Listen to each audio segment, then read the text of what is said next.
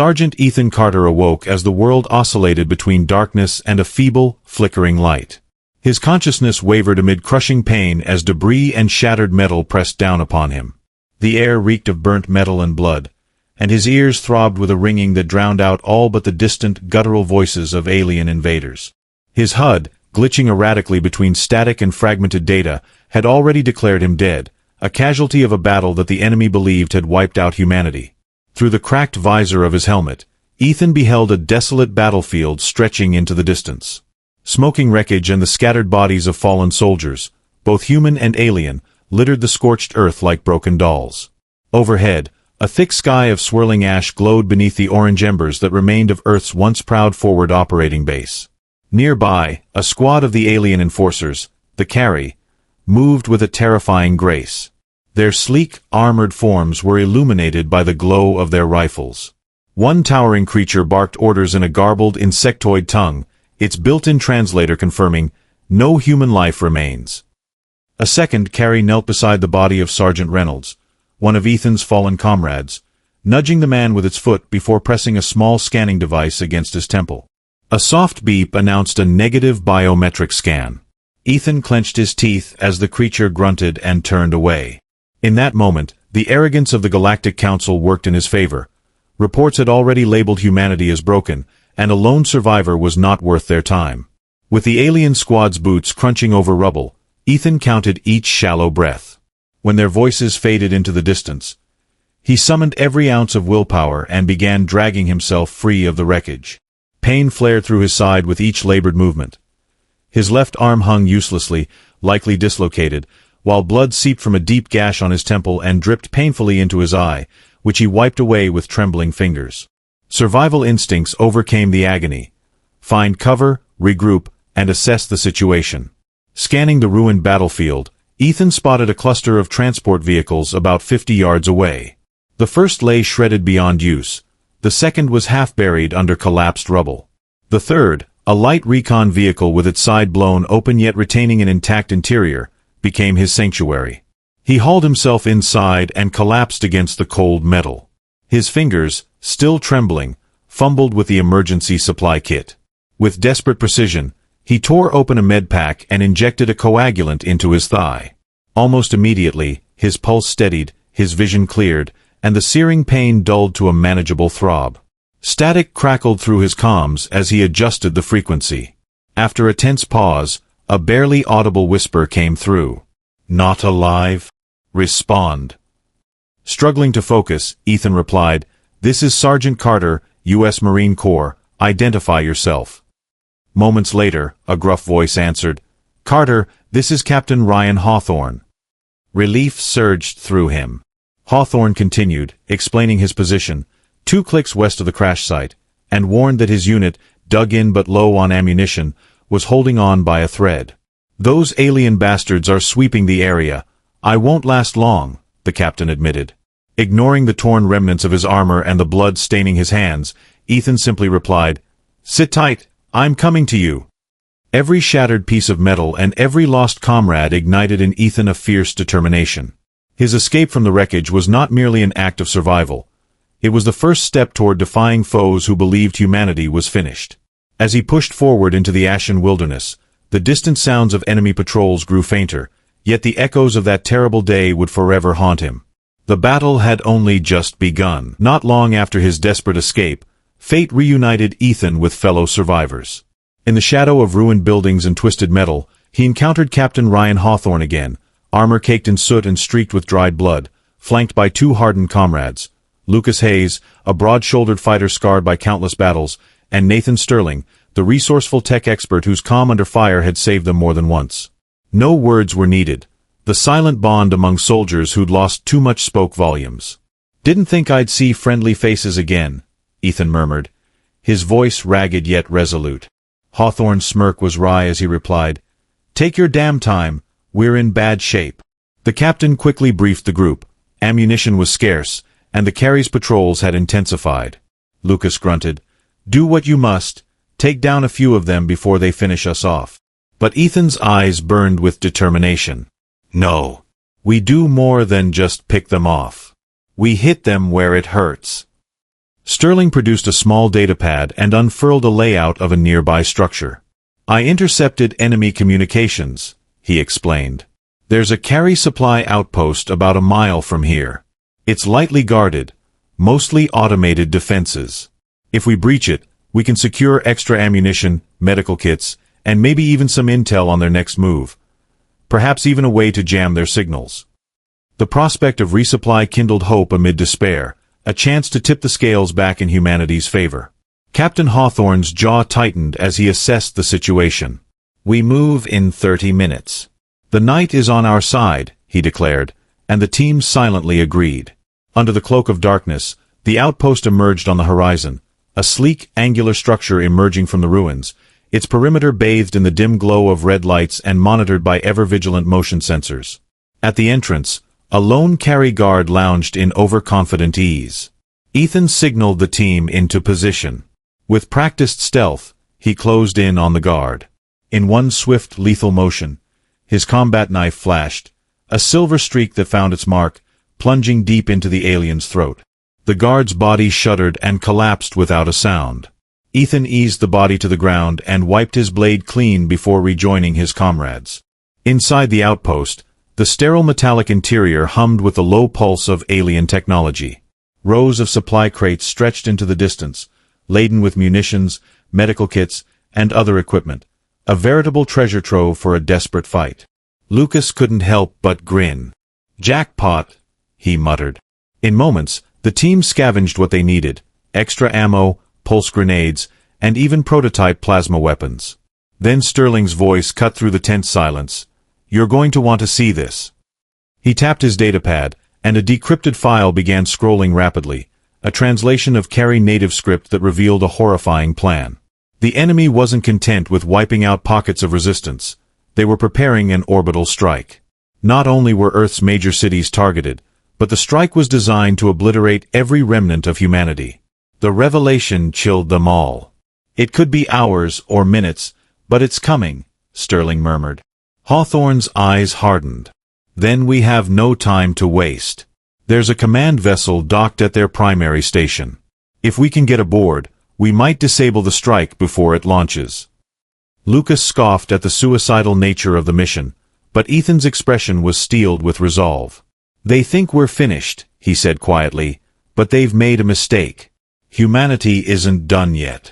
Before the team could fully formulate their next move, a distant sound, a familiar, high-pitched whine, announced an approaching carry patrol. "Move!" Hawthorne barked. Grabbing a pulse grenade, he signaled for the team to head for the back exit. Silently, they slipped into the shadows as the outpost's alarms suddenly blared to life. Red lights flared, and carry warriors snapped to attention. Plasma rounds began hammering the corridors behind them as the group bolted for freedom. In the chaos, the outpost structure shuddered with the force of the ensuing explosion. The narrow window of opportunity was rapidly closing. As the team raced out into the open night, every heartbeat and every footstep carried the weight of their grim mission, one that could mean the difference between extinction and the spark of a renewed resistance. Outside the blazing ruins of the supply depot, a sleek carry transport vessel loomed undisturbed. Its design prioritized speed over combat, and it hovered silently above the chaos, a critical oversight. "We steal a ride," Ethan declared, his eyes fixed on the craft. "The enemy left it untouched, and that's our chance." Under the cover of darkness, the team advanced with cautious precision. Ethan took point, rifle at the ready. The vessel's access ramp lowered slowly, revealing an interior bathed in dim, shifting light. In a split second, as a carry technician turned to face him, Ethan's combat knife struck, a swift, silent blow that rendered the alien unconscious before it could raise an alarm. Lucas quickly secured the ramp while Sterling dashed to the cockpit, fingers dancing over the alien controls. Despite the blaring internal alarms, he managed to override the security protocols. "They won't be calling for backup anytime soon," he murmured, his tone determined. Ethan slid into the co-pilot seat as the vessel's engines roared to life. The navigation system lit up with a direct flight path to the carry command station, a monstrous, predatory structure looming in the void above Earth. With the orbital strike looming, time was a luxury they did not have. Hawthorne, gripping the headrest tightly, reminded the group, Once we're aboard, we'll have minutes, maybe less, before they realize we're not one of theirs." Ethan's nod was silent but resolute. "Then we make them regret ever underestimating us." The transport ascended rapidly, leaving behind a scorched testament to humanity's defiance. Below, the battlefield shrank into a distant memory of ruin and resistance. Ahead, the command station came into view, a vast, monolithic structure dotted with docking bays and bristling defensive turrets. Its automated landing request was accepted without hesitation, a sure sign of enemy arrogance. Upon docking, the team struck swiftly. In the expansive hangar, sparsely manned and littered with distracted personnel, Ethan and Hawthorne neutralized the nearest guards with silenced shots. Lucas and Sterling secured the entrance doors, ensuring no reinforcements could intervene. Sterling's eyes narrowed as he tapped furiously on a control terminal. "The orbital strike sequence is already in motion," he announced, revealing a countdown with a mere 15 minutes remaining until impact. "We need to reach the command deck now." They pressed forward along sterile corridors lit by intermittent red warnings. The station's AI had detected the breach, and alarms shrieked while red lights bathed every surface. With no time to lose, Hawthorne barked orders, "Keep moving." In a coordinated storm of controlled violence, the team took down patrols at every turn.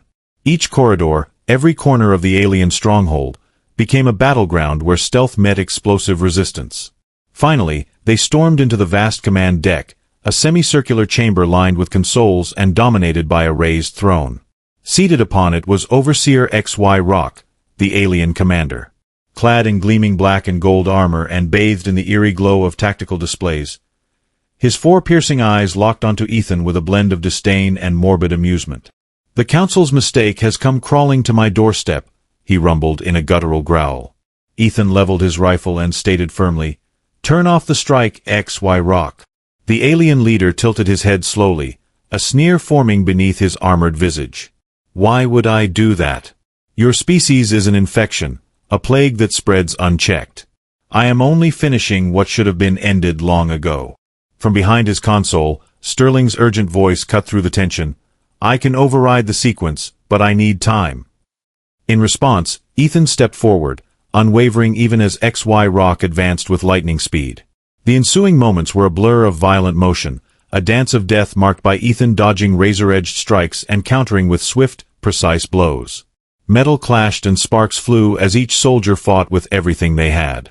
The fate of Earth, and perhaps the entire human race, rested on the outcome of this single, desperate confrontation.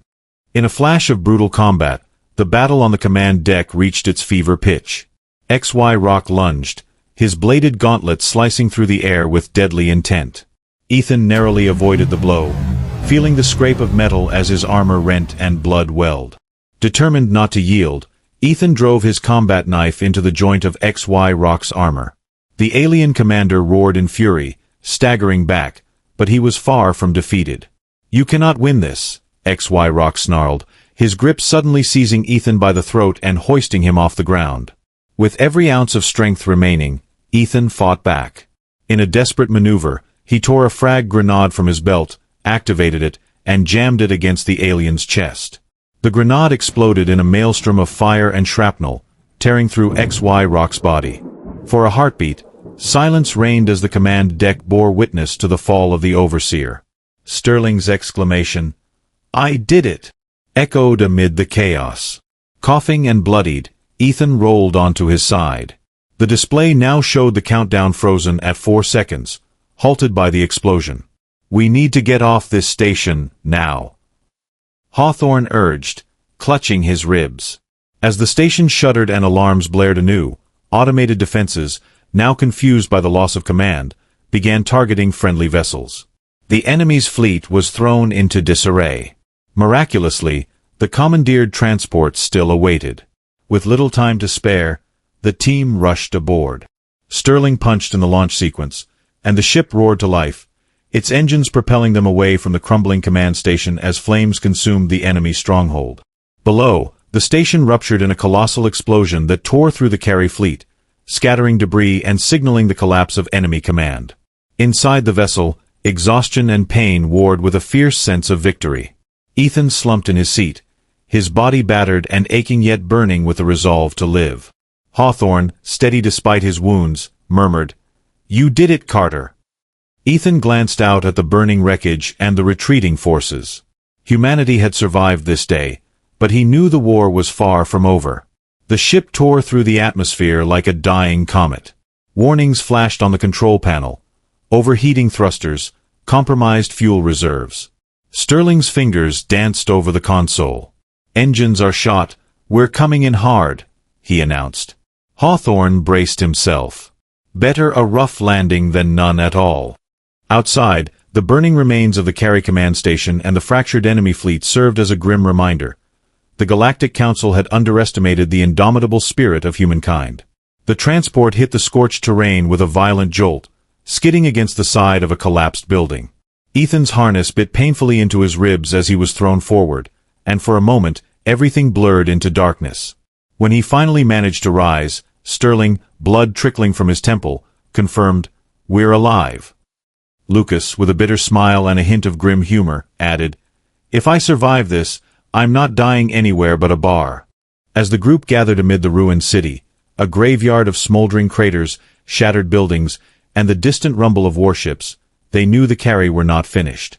Enemy forces were regrouping for one final, elite assault on what remained of Earth's strongholds. In a final, desperate gambit, Ethan spotted a fallen carry heavy artillery platform amid the wreckage. "We take out their ground forces before they can organize," he declared. Sterling quickly climbed into the alien gunner's seat, reactivating the platform's controls. "I can get it running, but we have only one shot before they realize we're here," he muttered. The first wave of carry soldiers descended, their black armor glinting in the dying light. Their leader, a towering brute nearly as massive as XY Rock, barked commands as his forces surged forward. Locking eyes with Hawthorne, Ethan said, "I'll take the shot." With careful precision, he mounted the artillery's controls, adjusting the targeting reticle until it locked onto the pulsing power core of the largest enemy dropship. In one unrelenting squeeze of the trigger, a searing beam of plasma tore through the formation. The dropship erupted in a fiery chain reaction, sending shockwaves that scattered the carry into disarray. As the battlefield fell momentarily silent, Lucas, Hawthorne, Sterling, and Ethan regrouped amid the smoking ruins. They had delivered a blow that shattered the enemy's final push, proving that humanity would fight until its last breath. Ethan gazed upward at the darkened sky, where remnants of the alien fleet were already retreating. "They'll be back," he murmured, voice steady with resolve. "Next time, we take the fight to them." And in that defiant moment, amid the ruins of a shattered city and the ashes of a brutal war, humanity's spark of resistance burned brighter than ever.